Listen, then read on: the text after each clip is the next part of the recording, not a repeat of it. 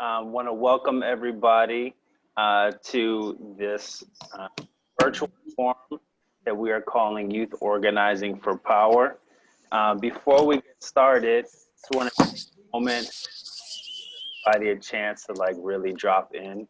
We're going to be together for the next hour and a half. So I'm going to ask everybody, stop what you're doing. If you're typing, texting, any of that stuff, and just take a minute, sit up in your chair, hands in your lap, and just take 3 deep breaths into your diaphragm, that place right beneath your navel.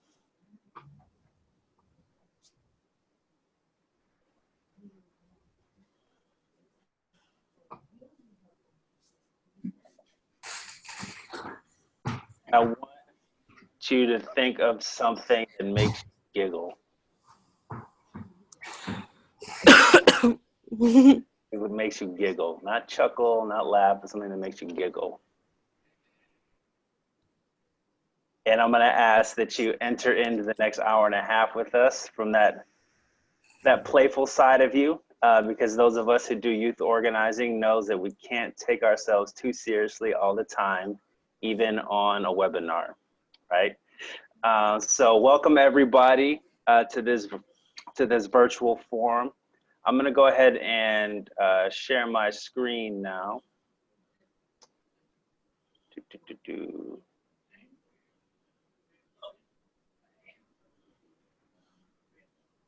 Oh, I'm giving away all of the punchlines. All right. So like I said, this is the Youth Core webinar, Youth Organizing for Power. So a little bit about the Funders Collaborative on youth organizing for those who might not be familiar. We work to build a more powerful, well-resourced, and interconnected youth organizing field. We bridge funders and organizers to support youth organizing and its commitment to systemic change and social justice. And we do that through 3 ways primarily. So one is direct grant making to youth organizations on the ground. We also do a lot of work to try to advocate for youth organizing to funders and organize funders around the imperative of supporting youth organizing. And then we also do capacity building initiatives where we try to bring young youth organizers together and other people within the youth organizing ecosystem to have conversations about strategy and things like that. And that's where the Youth Core program and webinar series fits in. And especially this conversation that we're here to have today. My name is Hashim Benford. I'm a program officer with the Funders Collaborative on Youth Organizing. And today, the purpose of this virtual forum is we want to create a space for members of the youth organizing ecosystem, which is everybody on this call, to grapple with some of the strategic questions facing our movements when it comes to building power. And just a quick word on when we talk about the youth organizing ecosystem, that means we've got youth organizers on the phone, we've got allies of youth organizers on the phone or on the call. And in this virtual forum, we've also got some funders as well, because they are a part of the ecosystem, because they're making sure we have the resources to do what we need to do to build power and win real change for our communities. So just a brief snapshot of the agenda. In a moment, after I finish this overview, we're going to do a quick little icebreaker. Then we've got what I hope is a titillating presentation that folks will enjoy, where we're going to be putting forward some assessments that the Funders Collaborative has developed over the last couple of years as we thought about this question of power and engage members of the youth organizing field. And we've got some co-presenters from our Pipelines to Power cohort that are going to be help us grounding some of the kind of core assertions that the Funders Collaborative is working from. After we do that presentation, we're actually going to break everybody on this forum up into a small group. So we're going to create some breakout groups. You'll be in a group with people, about 4 to 5 people, to kind of reflect on some of the core assessments that we're putting forward. And then with whatever time we have left, we'll create space if there are any kind of major reflections that people want to uplift.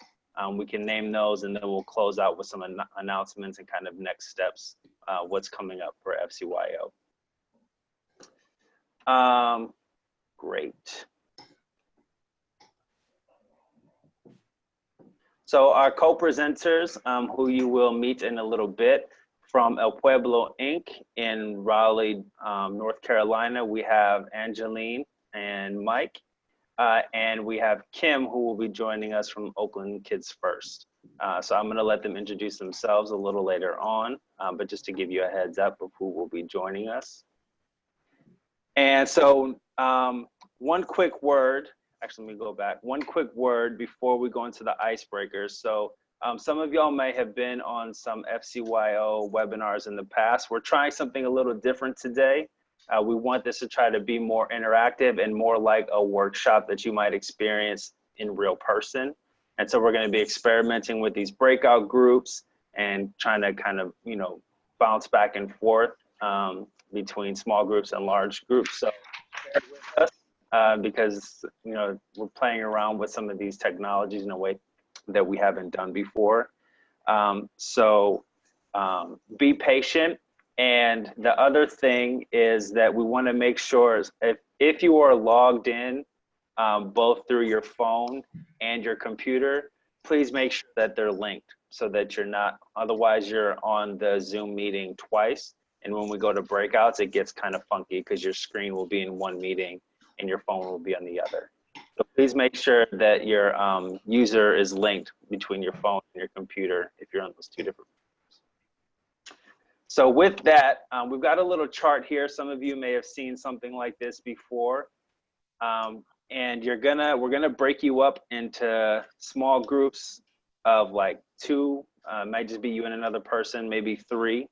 And this is a little icebreaker activity. So we want you to introduce yourself to the person that you're matched up with, say your name, your organization, and think about on a scale of 1 to 10, what is the most powerful you feel that your organization has ever been? All right, so you see the scale here, 0 from not even on the radar to all the way up to 10 making decisions and ensure they're implemented. I'll leave this up here for a moment. Think about it. At your organization's most powerful, where would you put yourself on this scale of 0 to 10? And then think about, share what made it possible to achieve that level of power and what has gotten in the way from your organization being even more powerful. So if you're at a 4, what's blocking you from getting to a 5 or a 6, so on and so forth. All right. So Eric, can you go ahead and break us up into those small groups for the icebreaker? Hashim, funders.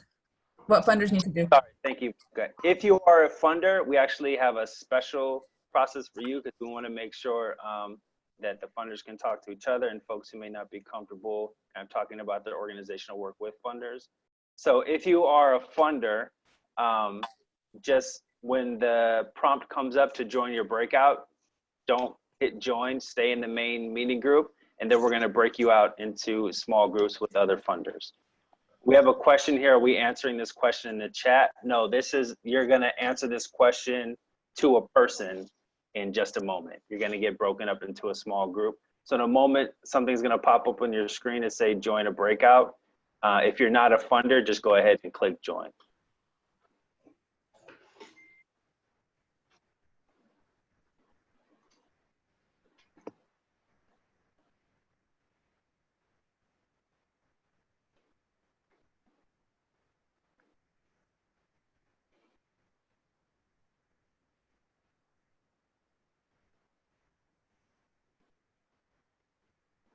And for our funders on the line, we're just waiting for everybody else to join their breakouts. And then we're gonna break you up into small groups with each other.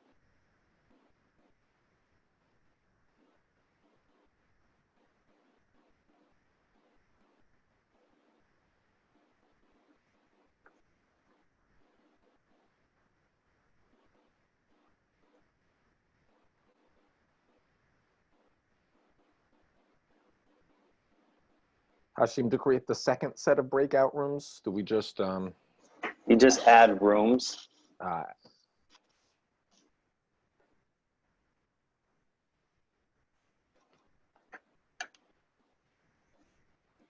I don't see that.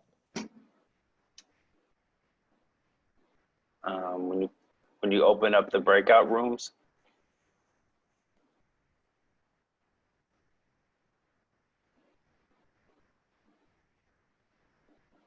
there should be an option towards the bottom to add rooms.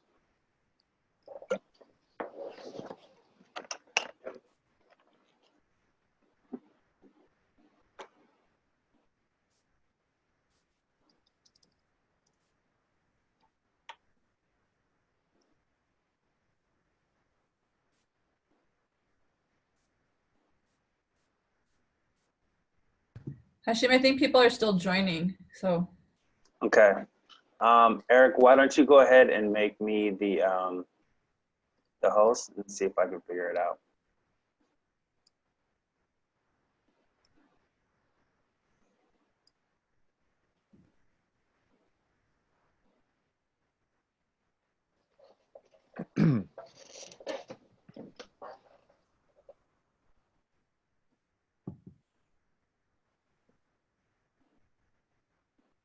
Okay.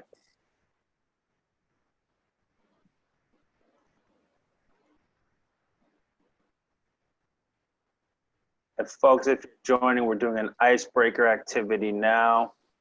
So I'm just gonna go ahead and just assign you to a breakout group. If you're a funder, when the option comes up, don't join because we're gonna try to put you in a breakout with another funder. Just bear with a moment.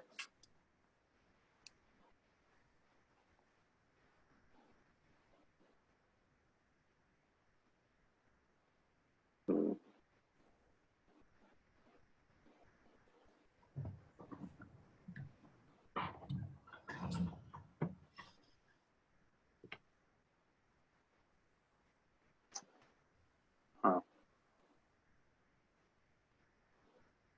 Yeah, I see what you mean, Eric.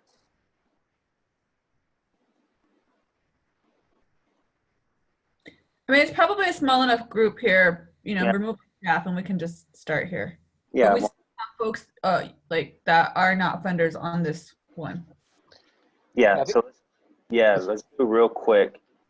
So the folks that are in the main room now, I would do a quick go around. Or we'll skip. If you're FCYO staff, just say, hey, I'm with FCYO.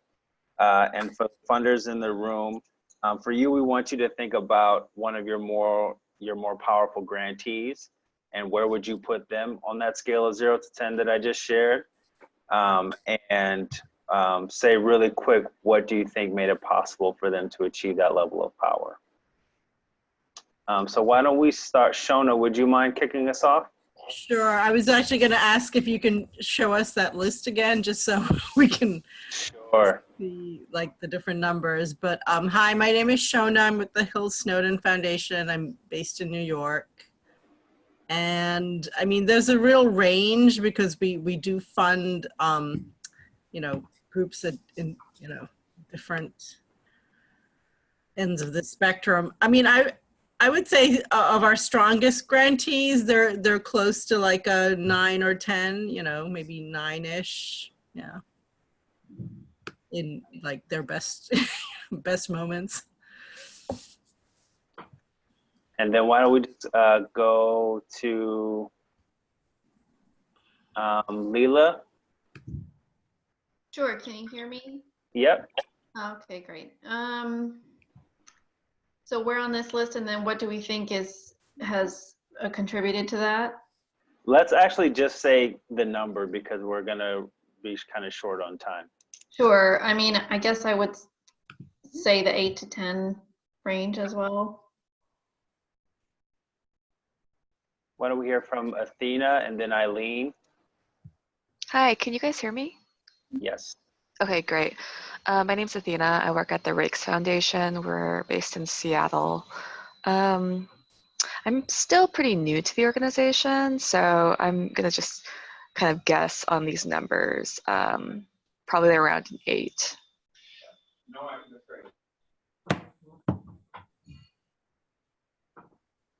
Eileen?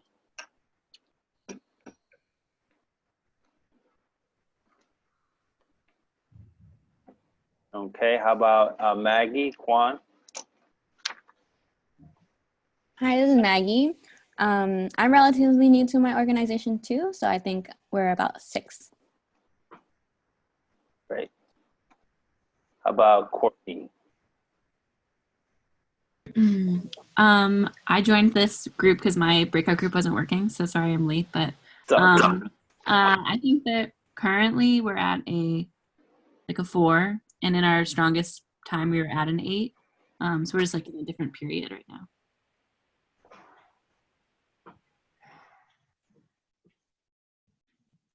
And then Gina, are you on the line? Do you want to share?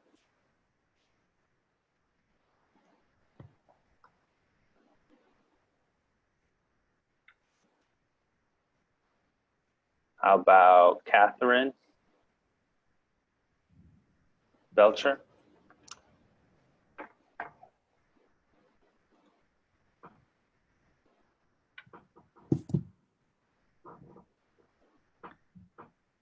All right, I'm gonna go ahead and close the icebreaker rooms, and folks should be coming back into the main room.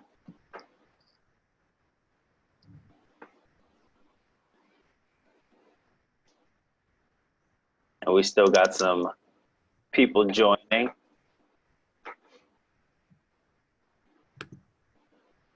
Hello, Sheree Oaks, Benny Lou Hamer, Center for Change, Eupora, Mississippi.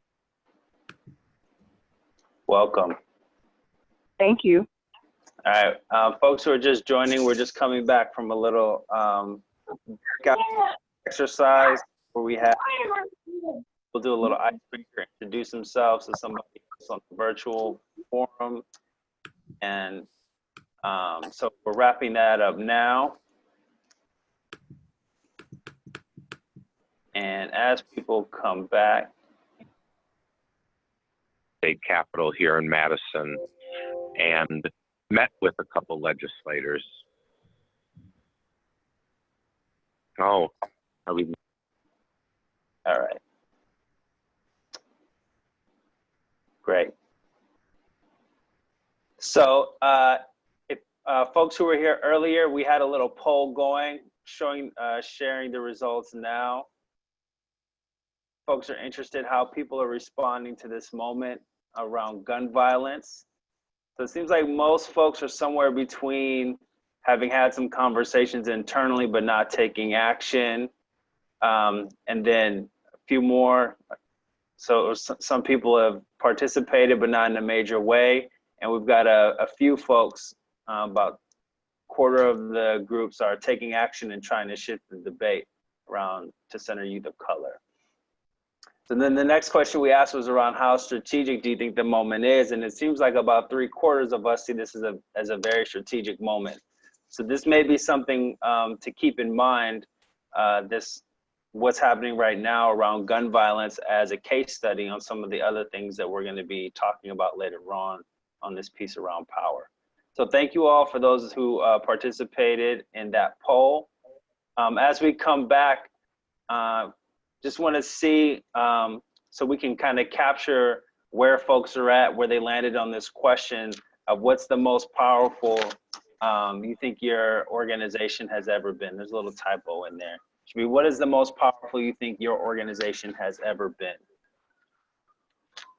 So now that you've had some chance to think about it and talk about it with somebody else, share with us so we can kind of get a sense of where we feel like folks on this in this meeting are.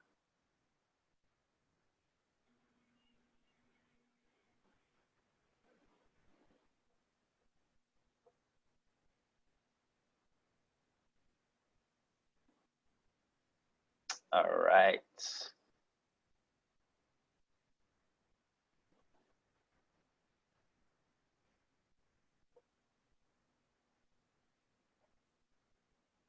Take one more minute and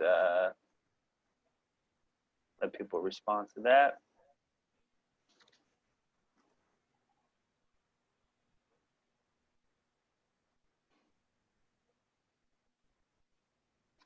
Cool.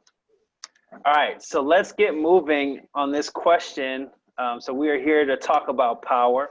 as I said in the opening, for those of you who were with us, FCYO has made some assessments that we feel are relevant for not only youth organizers, but organizers across the country in different sectors of our movement when it comes to questions of strategy and power building, and we want to share them with you today. So the first thing is we want to be very clear about what we mean when we say power. I've found as I've been thinking about this and working on this the last year, how much in retrospect I hear the word used, and we're not always talking about the same thing. So to be very clear, when we talk about power, we're talking about our ability to control the conditions that affect our communities and society. So the ability basically to get what we want at the level of our schools, at the level of our neighborhoods, all the way up through to the broader society.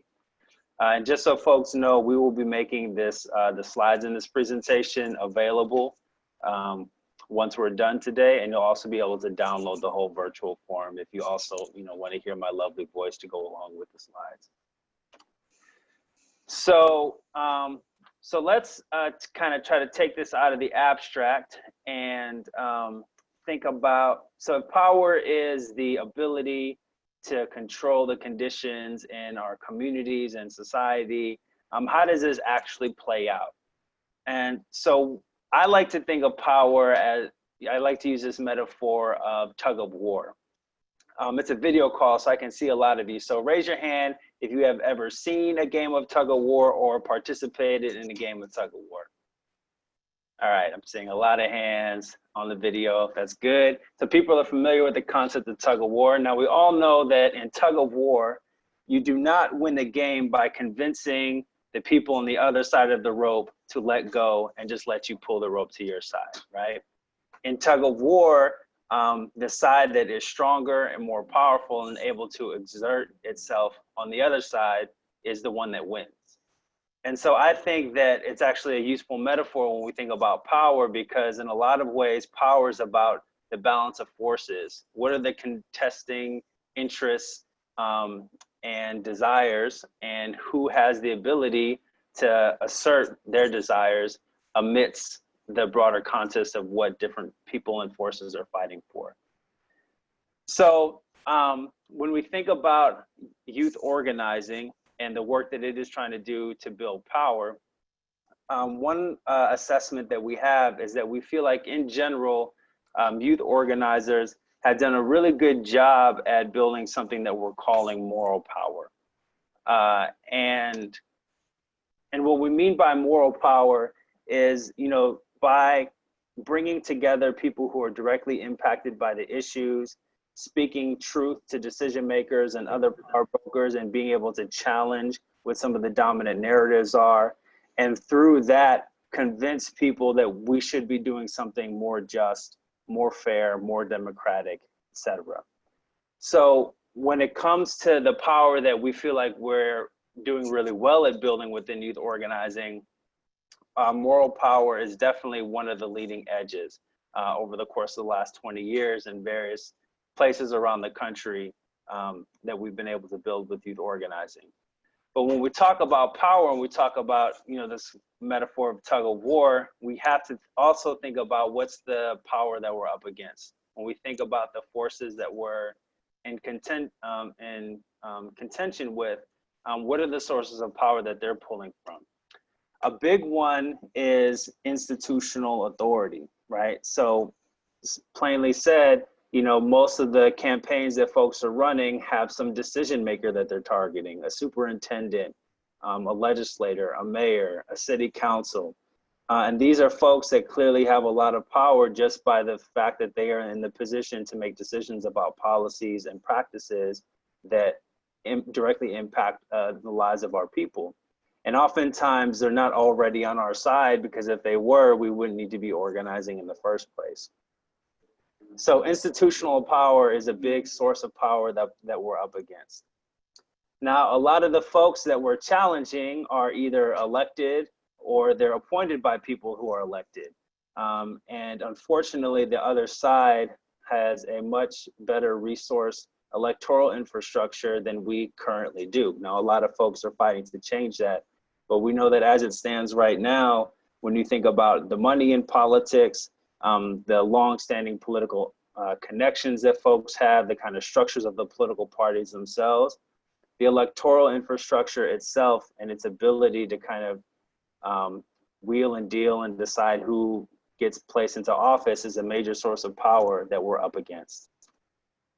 The third one that we want to talk about is mass communication. You know, a lot of our work is about trying to shift ideas, and we do, you know, we work really hard to get the press to come out to our actions, to get our stuff, you know, to go viral on social media. Meanwhile, a president, I won't name any names, says something stupid on Twitter at 3 in the morning and immediately it's covered by every news outlet in the country, right? And I'm sure we can all think of examples that are similar to that at the local level, where just by being in a position of authority, the folks that we're challenging or the folks that we're up against, it's much easier for them to get their messages out there. So the system of mass communications is actually something that we're up against that is not necessarily working in our favor most of the time. We all know there's a lot of money in politics. Corporations spend millions and billions of dollars influencing policy and influencing decision makers and to advance their agenda, advance an agenda that's good for their bottom line for making profits. And so the corporate lobbies that are working full time, anybody who's ever done lobbying at your state legislature, you know, you spend weeks organizing your lobby day, you turn out your people, and then you see all of the suits who are basically posted up there every day and will be there every day after you leave. And so the lobbying infrastructure on the other side is just extremely well resourced, and they're in the ears of those decision makers all of the time. And then the final one is the dominant narrative themselves. You know, so the reality is we are up against 400 years of white supremacy, capitalist rule, thousands of years of patriarchal ideas and structures. And these narratives kind of dominate the common sense and dominate people's sense of what's possible. And if we think about young people, the reality is that even still the dominant narrative around young people and especially young people of color is what? They're dangerous, they're hoodlums, they don't know any better, they're naive. And so dominant narratives themselves are a source of power that we're constantly up against. So if we look at kind of the power that we feel like we've been able to really build effectively among youth organizers, moral power, and we look at the power that we're up against, we can imagine a tug of war that looks something akin to this, which doesn't necessarily bode well for passing transformative policies and transforming conditions in our community. So when we kind of put it in the context of this initial scale that we presented on a scale of 0 to 10, and we think about kind of how far moral power can take us, our assessment is that when we think about moral power as the act of kind of organizing core groups of young people to hold decision makers accountable or call them out or call for new policies, usually that can get us at its height to about a 4, where we get taken into account by decision makers. We might get some play on the media, but there are severe limitations of how far we can go when it comes to implementing our agenda. So the first assessment that we want to offer, there's going to be 3, just so y'all know, get a sense of what's coming.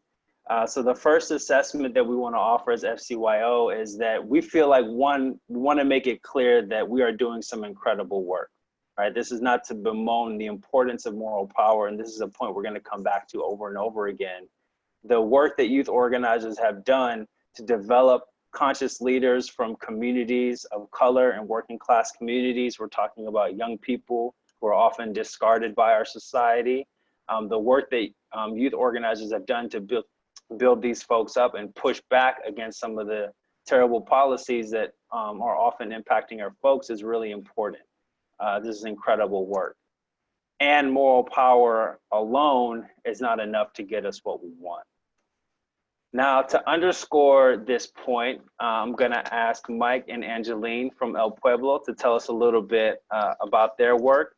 and kind of one of the concrete lessons they've learned around this piece around moral power and how that's started to influence their work. Yeah, thanks, Hashim. So I'm Angeline with El Pueblo. Mike Figueras with El Pueblo.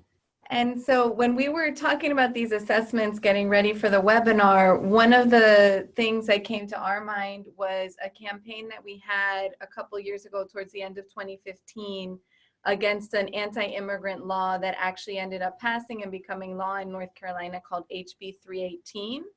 This was a policy that was basically designed to make life more difficult for undocumented people in our state. And it really galvanized a lot of the community. I mean, we came together in a lot of different ways. It galvanized our group of allies. So in the pictures on the side, you can see an action in the upper right-hand corner that we did together with allies from the NAACP and the faith community coming together, all speaking out against how this bill was morally wrong. So it really spoke to the moral power. You can see one of our youth leaders at the time, currently a staff member, speaking at one of the rallies we supported outside of the governor's mansion. We engaged art and activism. We had music. We had banners that were designed by community members. And we basically had almost like a full month of just actions every day, calling on the governor to veto. We had a large civil disobedience action, and it really, we built a lot in that space. I mean, our youth leaders and our adult leaders actually came together towards a common goal. We built lots of relationships with allies. We got a lot of media attention, and we felt like we had the moral power was there, right? We felt like we had built so much. And at the same time, the bill became a law. The governor signed it. And so that was kind of the point at which we as an organization started thinking, okay, so we've got this one piece of our work that is really coming together in strong ways, but what are the pieces that we're missing? And it just kind of resonated as we started talking about this assessment of what are we achieving through this, and also what are the limitations, and how can we look at more, some stuff that's a little bit more strategic in terms of looking at our legislature, who's actually holding power there, and who are the decision makers that we need to be influencing. Yeah, and when we did this now, we don't want to dismiss, any of the actions or anything like that, because it did have its positives, or we believe, and we believe that it was valuable as well. It did several things to our organization. We've mobilized a lot of folks. We had leaders grow from the things that we did throughout the campaign as well. So again, we don't want to dismiss or downplay that any civil disobedience, any action is less, but we did realize that it's a combination that we needed, both.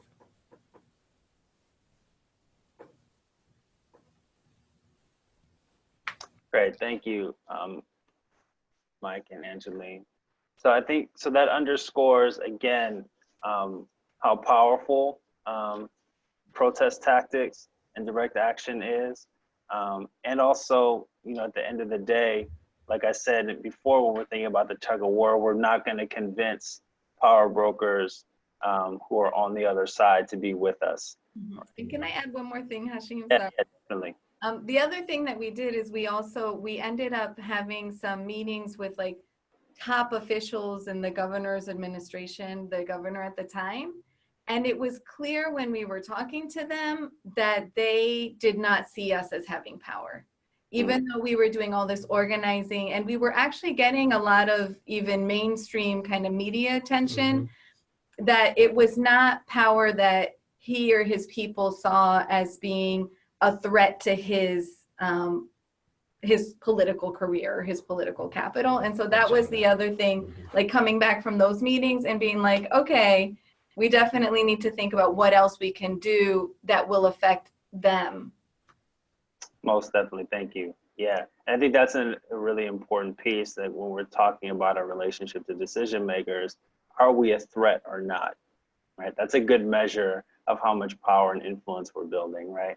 If we say do X, how much do they feel like they have to take that into account? And then the question is, no, we're not a threat, why not, right? And that's some of the other stuff that we want to look at moving forward. So the second assessment, I think, builds off of what you both were sharing, is that a lot of the work that we see going on, and for those of you who don't know, before coming to FCYO, I was the executive director at Power Youth Center for Social Change in Miami. And before that was an organizer with the Miami Worker Center. So I've got about a decade of experience doing this work myself. So I just want to be very clear, these assessments are not me or FCYO saying, you organizers are doing this. This is us saying, this is what we've been up to, right? And these are some of the lessons that we've learned.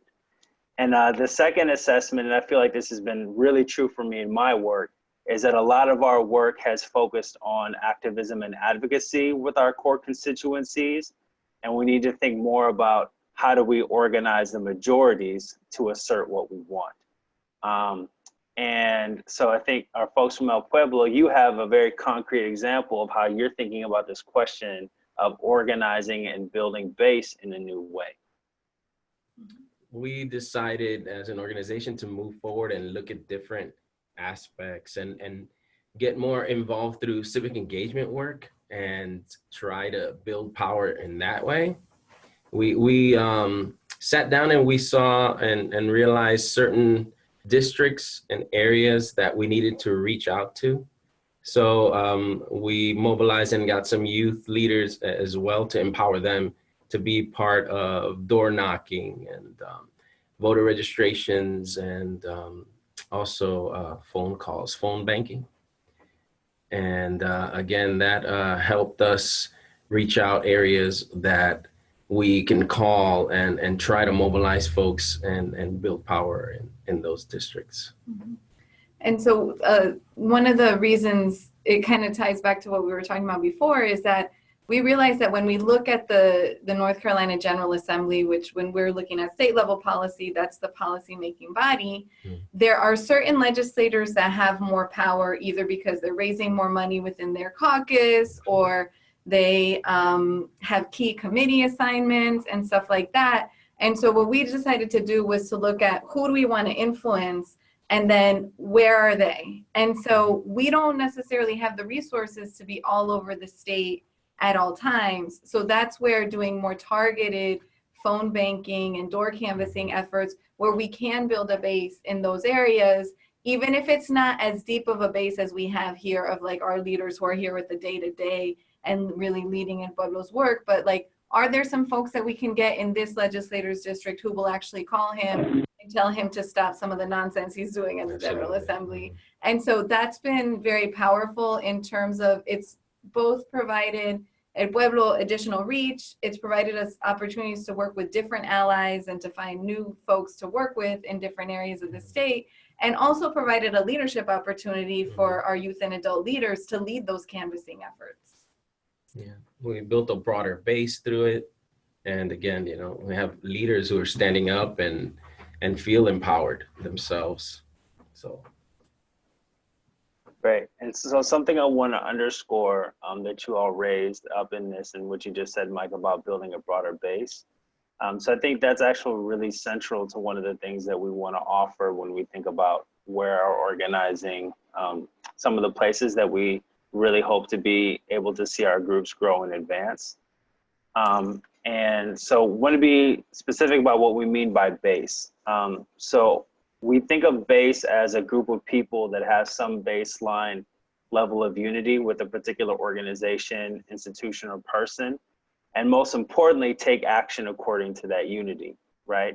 So that the work of organizing majorities is really about building broader bases of people that are taking collective action to advance shared political goals.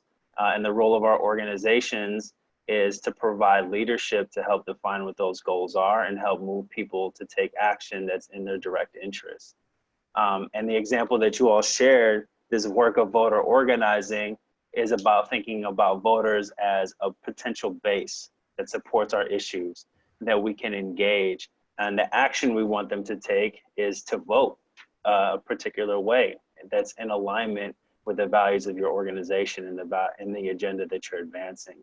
And so it's really important when we think about voter organizing in particular, that it's not about getting progressives or even just like the lesser of two evils elected. It's not about specific elections per se. It's really about what's the long-term strategy of engaging that broader base of people in politics and in a way that's aligned with the visions of the world that we have for our communities. So thank you for that example. And this brings us to our third assessment, which I think also touches on the points y'all were both making, that if we're gonna win, we need young people to lead the entire community, not just organizing other young people. And that means we have to build strategic alliances with labor groups, with other adult organizations, and really with working class people from across race and nationality. And obviously there are a lot of contradictions when we're trying to build coalition and alliances. There are divergent interests, but ultimately if we're gonna win, we need to be building those alliances to capture the greater power that is potentially there for us. And I think, you know, the point that you all just raised around your civic engagement tactics are an example of where you've been able to do that, right? Where your young people are out there knocking on doors, canvassing and building, both building that base and help building relationships with your potential partners. So this term strategic alliance is one that if you get to know me, you'll hear me use a lot. So I want to be very clear about what I mean. So when I talk about strategic alliance, I'm talking about a long-term alignment that is based on solidarity and shared political goals, which is a little different than, say, a coalition, though coalition building is part of building these alliances. It's really about trying to build relationships over the long term with other groups that maybe represent other constituencies where we have some shared interests, and trying to work together towards a shared political objective, especially in relationship to maybe some of our common targets or common enemies. To give us a little flavor on kind of the work of building a strategic alliance, and to maybe ground us in thinking about what does it look like for young people to be at the center of building that kind of strategic alliance, I'm gonna pass it off to Kim now from Oakland Kids First, who's gonna tell us a little bit about the work that they've been up to.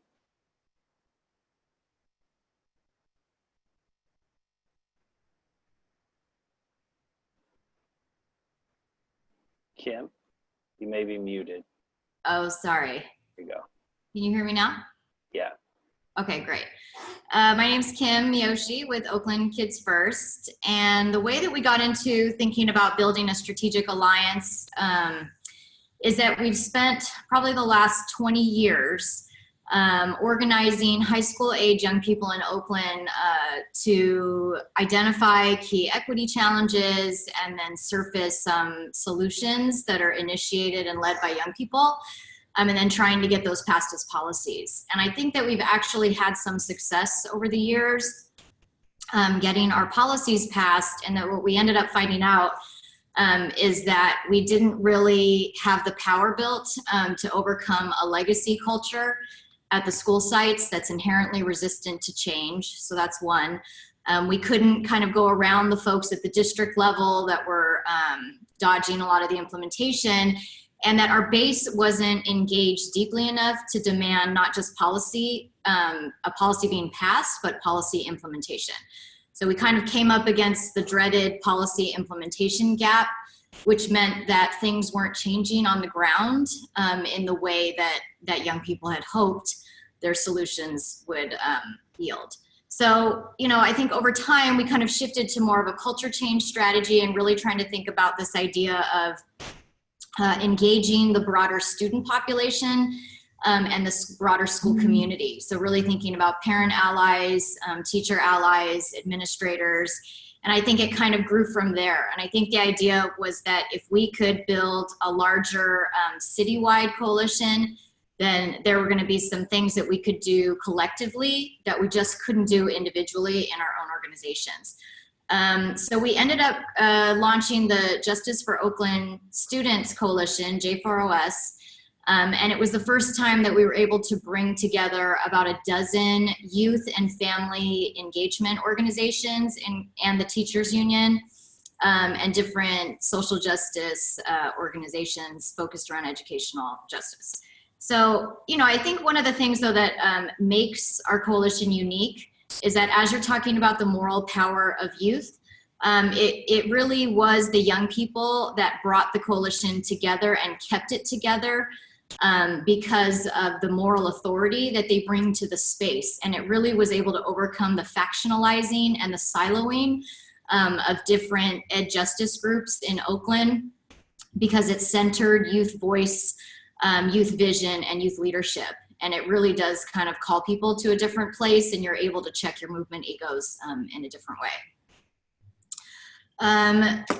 So that's kind of how the coalition got started. And then the other way that we were able to keep the coalition together is by creating what we're calling 4 pillars. And that was developed by the young people that were a part of all of the organizations that joined the coalition. And the pillars were a way to bundle the issues that disproportionately impact Black, Brown, and high needs students in Oakland. So it was disinvesting in police and reinvesting in cultures of restorative justice and inclusion, shifting resources away from central directly to school sites for the things that the school site councils, parents, students, and then the broader school community actually want.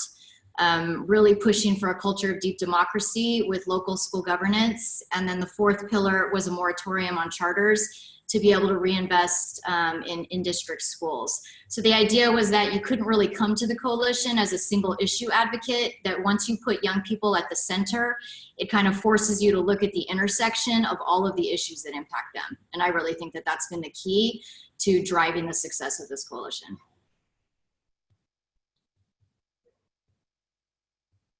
Awesome. Thank you, Kim. So when we think about the tug of war that we envision, want to kind of take us through a thought exercise of what it might look like if we were able to shift this balance of forces, doing some of the things that El Pueblo and Oakland Kids First have talked about. You know, kind of one of the kind of punchlines to this presentation is that while building moral power alone is not enough, it is still really important. And there are some other things that we need to continue to do, And fortunate for us, groups are already experimenting with what some of those things look like. So as we were prepping for this call, you know, we talked about the fact that there's a lot of reason to have hope. And there are clear examples where people are grappling with this stuff and trying new things, trying to build out new strategies and build infrastructures. And so I want to just kind of talk us through and kind of sum up what are some of those kind of key interventions and breakthroughs that we feel like we need to keep investing in exploring. So one is, let's start with the folks, our core constituency, our young people. And so the way that I'm going to frame this is that there may be some power right now that a lot of the work that we're doing, we're kind of leaving some power on the table. And starting with our own young people. So I think the last week, the last month has been a really clear demonstration of what's possible, what kinds of shifts become conceivable when young people take action in a coordinated fashion in mass, right? So when they just get up and walk out, that has tremendous potential disruptive power. And it's not just school walkouts. You know, I think Black Lives Matter is another example where young people taking action in mass in a way to disrupt the day-to-day that forces power to rethink things. And so one of the things, going back to this piece around base building, that I think we need to ask ourselves is our youth organizing, are we positioning ourselves to be able to engage folks in mass? And do we have infrastructures where we can kind of call for the kind of mass mobilization that's needed to exert the disruptive power of young people? Now, and when we think about these issues, when we think about schools in particular, but other community issues, it could be, you know, folks who are doing work around food justice and healthcare. You know, another huge potential source of power are the adults in our communities who are themselves workers and are directly impacted by these issues because it's the place where they go every day. It's how they make their livelihood. And oftentimes the forces that we're up against are making profit off of the backs of the adults in our communities that are laboring. But fortunately, as anybody who has studied labor history knows, despite how much power corporations have, when people are organized as workers, and this includes in our schools, they have tremendous potential power. This is a picture from the Chicago teacher strike. Anybody who's been following in the news in West Virginia, I think we have seen a very clear example of what happens in the fight around educational justice when teachers exert their disruptive power. And so one thing for us to think about as youth organizers is, in building those strategic alliances, it's not just about getting them to go along with what we want, but it's an opportunity to leverage our moral power, the disruptive power of our base with the disruptive power of the adults in our communities. And finally, building off of the example of what Mike and Angeline shared, you know, there are the people in our neighborhoods who we just haven't activated yet. We haven't figured out how to bring in the fold. And many of those people are registered voters. And we know what is possible when a political program excites our people. We also know what's possible when our people feel apathetic and the other side is really excited about a political program. And so when we think about building power and we think about our organizing, this is something that we need to be really intentional, that we think about figuring out what are the strategies that allow us to organize the new majorities. Young people, people of color, women voters, this is the future of the electorate in this country. And one of the reasons why the other side is doing so much to block our right to vote is because they know we outnumber them, right? And so we've got to figure out how to engage voters in a very strategic way. We feel like if we can do this, if we can build this kind of power, we start shifting what the tug of war looks like. And it goes from being stacked up against us to being stacked in our favor. And the other thing, and Kim is going to talk about this a little bit more around her work at Oakland Kids First, is that when we start taking advantage of these bigger bases, these majorities, and we are able to leverage our moral power in this way, we actually start shifting the terrain that we're fighting on itself, right? So the institutions that are firmly in the hands of our opposition, they actually become contested territory as we start taking positions of authority ourselves. The electoral infrastructure becomes not so outweighed against us because we're doing the work of engaging our people en masse. The communication around these things has, you know, when thousands of young people are out in the streets and thousands of teachers are on strike, that stuff's gonna get covered. And then our story is getting out there. And then every other day people are engaged in these ideas. And so the realm of mass communications also becomes contested and starts to move more in our favor. And the more we do this work, the dominant narratives themselves begin to shift, right? And so, you know, I'm really excited about this cultural moment, thinking about how much the dominant narrative is shifting around people of color, when and for so many years, all we saw were negative depictions of ourselves. And now the highest grossing movie in the world is Black Panther, right? And so there's a whole generation of people growing up who think of people of color as technologically advanced leaders, right? That's just may seem like a silly example, but what I'm trying to get to is that the more we exert ourselves and the more we're able to build this power, we're even able to shift narratives themselves. So I'm gonna pass it back to Kim. We're gonna show a little video from Oakland Kids First. I was gonna pare this down a little bit for the sake of time, but it was so compelling that we're just gonna watch the whole thing. So let me make sure that let me stop sharing for a second. Because I need to make sure I'm sharing with audio when I do this. So I'm gonna play the clip, and then Kim is gonna kind of explain how this fits into the coalition work and this idea of leveraging the moral power of our young people and the alliances that we're building.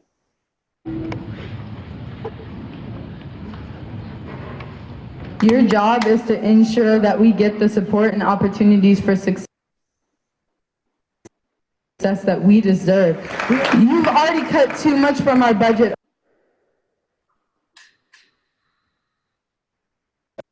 over the past 10 months. months. We felt the effects of those cuts firsthand. As a constituent in this district, I demand that you find an equitable solution to the budget crisis that takes away from the topmost positions instead of the ones we need the most. Thank you. Why are you cutting off money from low-income students who are wanting to provide better resources? And why isn't youth input being made? Why aren't you hearing from the youth?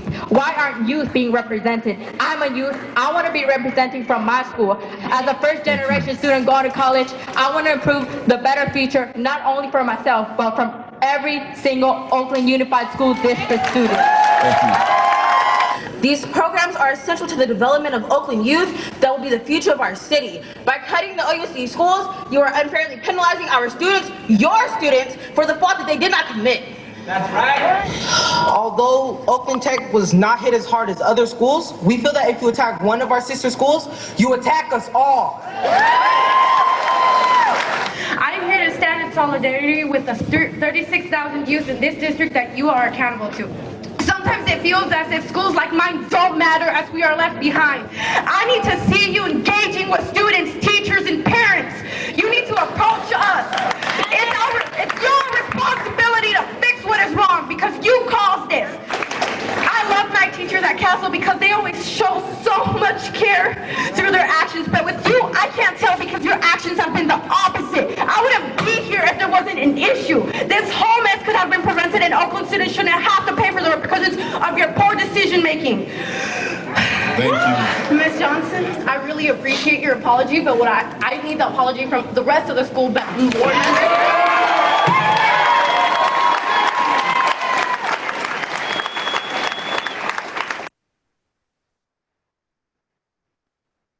Yes.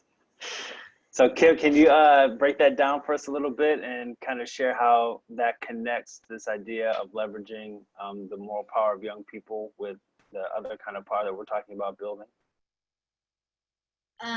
Yeah, I'm just a little impacted always when I see the video. It was a very powerful moment, and I think, you know, really what their voice helped do throughout that campaign is really ensure that equity was going to be front and center around any decisions that get made in the district. So they were considering cutting $5 million from our schools.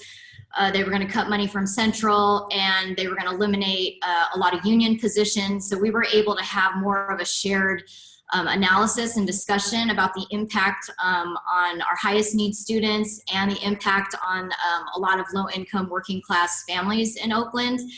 And I really believe that we were able to win a reduction in the cuts by 1/3, and we got $1 million dedicated to backfill some of the cuts in the highest need schools. It was the first time we'd been able to apply equity principles to any of these decisions. And I think without their leadership driving a lot of how the priorities got set and what kind of demands got pushed forward, we would not have had such a big win around equity. And so I think it's just another example of where we knew that it would be critical to have to control the narrative on this. You know, if you believe that the school district is flush and you think it's fine, and you know, they put out a lot of kind of false equity rhetoric, then, you know, then they're just going to keep doing what they've always done, rather than take accountability for the mistakes that they've made. And as a result of that school board meeting and calling out the school board directors like Carla did, they did apologize for the first time, and we were able to stop the ascension of the vice president of the school board from moving into the presidency. And we were able to get an ally in as the new school board president in January. So, you know, I just think that it was the kind of perfect storm of where labor, you know, community, teachers, parents, unaffiliated, unorganized students and families all came together. We had 67 schools show up out of 87, you know, which had never really happened before. And so I think it just gave everyone a big sense of hope and optimism that there's a way to support a strategic alliance that could actually control administrative leadership and political leadership, and then eventually control the budget. So it was pretty exciting for us. And I imagine the work of building that alignment didn't happen overnight, right? No. Yeah. Yeah. So it's long-term investment, just like organizing our own folks, building relationships and organizing these alliances is a long-term investment in relationships. Okay, Kim, your last slide didn't come through. So can you tell us about kind of where Oakland Kids First is now in the work that you're doing around and kind of envisioning what it takes to get to governing power? Yeah, we were able, we don't have a big comms budget. We don't have a communications strategy. This was not even funded. This is a dozen organizations, including the union, coming together to try to figure out how to build this alliance. And a big part of what we focused on is sort of reframing the narrative from a money-based narrative and moving more towards a values-based narrative, really putting the highest need students at the center, as I mentioned. So, we tried to put out a series of infographics. We put out petitions. We've had 5,000 people sign our petitions in, less than 6 months. So I think all of that, continued pressure and growing base has really helped shift the school board. And so we're trying to build sort of a tentative majority right now on the existing school board, but ultimately we want to move towards a permanent governing majority. So really trying to take over the school board. We stopped them from hiring a Broad candidate for superintendent. We got a homegrown third generation Oaklander hired as a superintendent, former teacher, former principal, African-American woman who we're really excited about. And then, really the next goal is trying to ensure that we get about $100 million shifted out of Central directly to schools so that we can implement our vision connected to the 4 pillars, which is rooted in what people identified as their priorities for equity. Awesome. Thank you. So that brings us pretty much to the end of our presentation. And so the major takeaway is that, if we can combine these various forms of building power into coherent strategies, that we can begin thinking beyond just getting taken into account by decision makers or even having major influence, but actually get to the level of governing power where we're in a position to make decisions and get our agenda implemented and see that we move beyond just policies, but actually get to conditions change. So we're going to close it there. This is just a recap of what the 3 assessments are. And now we want to give you all time to discuss what we're putting forward amongst yourselves in some small groups.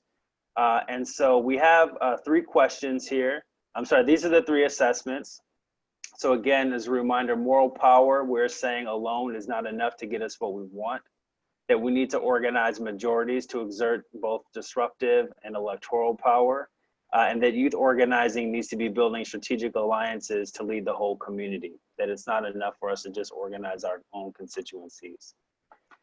So here are the 2 questions that we want you to talk amongst yourselves. We're gonna break you up into groups of about 4 or 5. You're gonna have about 15 minutes or so.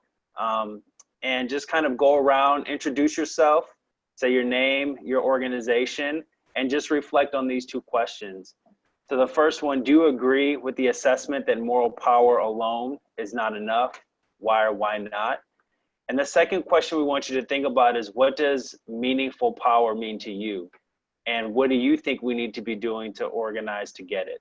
How do you think we need to be organizing to build meaningful power as you understand it? So again, if you are a funder, we're gonna ask you to stay in the main group because we wanna have a specific conversation with you about philanthropy. Everyone else, in a moment, Eric is gonna create breakout groups of about 4 to 5 people.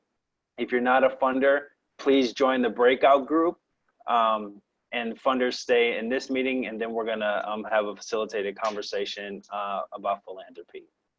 So again, I want to thank everybody for hopping on today as we experiment with a different model of doing one of these virtual meetings. Before we wrap up, we've got we've got one more poll. We just wanted to kind of capture people's thoughts on some of the assessments that we put out. So if you could take a minute and just share with us your feelings around, you know, the assertions that we put forward around moral power, the need to organize majorities, and the need to build strategic alliances if we're going to win. And then, so I'll give folks a minute to respond to that. And in the meantime, I'm going to pass it off to Monica, who has a couple of announcements to share with us about stuff that's coming up with FCYO. And then before people hop off, as soon as we get a critical mass of responses on the current poll responding to the FCYO assessments, we've got a short evaluation poll that just has a few questions to just try to get some feedback on how this virtual forum went for folks. Hi again, everybody. So thank you again, Monica, FCYO. Thank you for, you know, we're really excited about this new meeting format. So we hope you all continue to come back because we really want to make this space more interactive. I want to share a few things that have been in the mix of FCYO's work over the last couple of weeks and make sure that you all are well aware of the resources out there. So number one, we immediately post everything that was happening in Parkland and the uprising of students across this country, connected with our groups on the ground to figure out how FCYO could play a meaningful role. And of course, we kind of play this middle ground of weaving in and out of philanthropy and organizing and youth organizing. And one of the things that we heard is, you know, how do we get resources to the groups on the ground that are leading work and who have traditionally led work in relationship to violence in communities and creating safe, healthy, and just communities for many, many, many years in schools. And so we created a fund called the Youth for Safety and Justice Fund. Mona is dropping all of these links in our chat as we speak. It is a rapid response grant to groups that are currently engaging in all of the efforts that are happening over the next months, particularly with an eye on connecting with infusing a racial justice lens in this work and connecting it to a longer term plan for your strategy to build power. So it's a rapid response. They're small mini grants from $1,000 to $5,000, and it really is to help give groups a little bit more capacity in this moment. So it's in the chat. Please check it out. It's rolling. So we're literally every day reviewing grants and getting them out the door. So check it out and get them in as soon as possible, because once the money's gone, it's gone.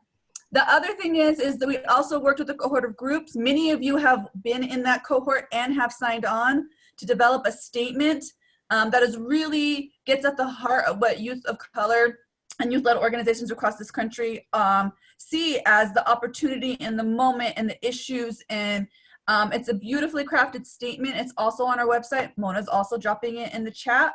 Please take the time to read that. It just gives a great assessment, as well as it also gives some demands to both philanthropy, to other allies in the field, to policymakers, and you can at the bottom sign on to that. And then the last thing is we also want to hear what you're doing. So even if you're not interested or ready to apply for the fund, we also have a little mini survey because we want to figure out how we can continue to support you in this work moving forward. So we have a survey. It'll literally take you like 2 to 5 minutes to fill out, so we can get a pulse of where people are at and how we can continue to support you. So those are like the 3 things, all links in the chat. Feel free to email me or contact me if you need anything, or check out our website, monica@fcyo.org. And I'll hand it back over to you. Thanks. All right, so the final poll is out for folks who have stuck it through to the end. Much appreciation. Please take a minute and respond to these questions to just give us some feedback on how this session went for you. And one plug, I forgot to say this at the beginning, but for people who may have been at the FCYO convening, the presentation that we did today is a modified version of a session that I led at the convening. And we are actually working on turning this into a shareable workshop that we can give to folks. And it's a really engaging. We actually have people get up and play tug of war. And so we are working on putting that into a curriculum that can be shared out. So if you're interested in that, let us know. But we will, once that is ready, we're gonna, blast it out and let folks know. This presentation, the slides themselves, as well as just this recording, will be available on our website pretty quickly. So once that stuff is ready, we're gonna send an email out to everybody who is registered to let you know that those materials are there for the taking. So with that, it's 4:30. We ended on time. Again, thanks everybody. A special thank you to Angeline and Mike from El Pueblo and Kim for taking the time to prep for this and share your perspectives and really help ground some of the concepts that we wanted to present today. It would have not been good if y'all hadn't been on, so thank you. And for everybody else, as soon as you get done wrapping up that last evaluation poll, we're done. So much appreciation. Thanks, folks.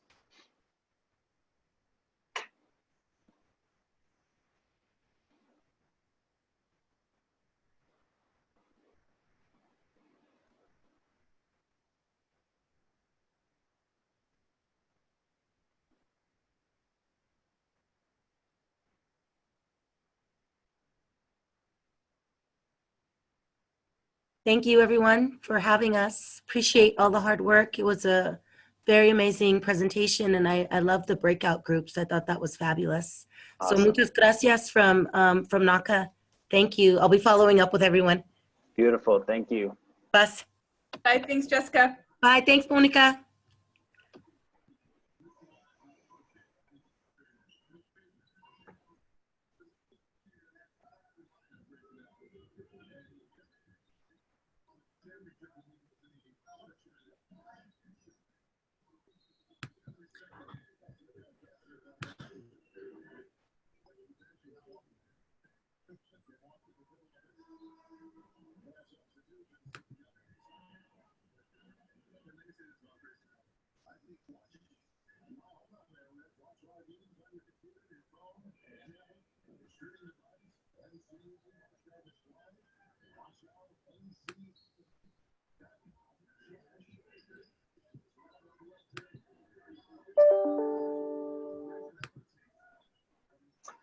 All right, you're muted, Eric. Eric.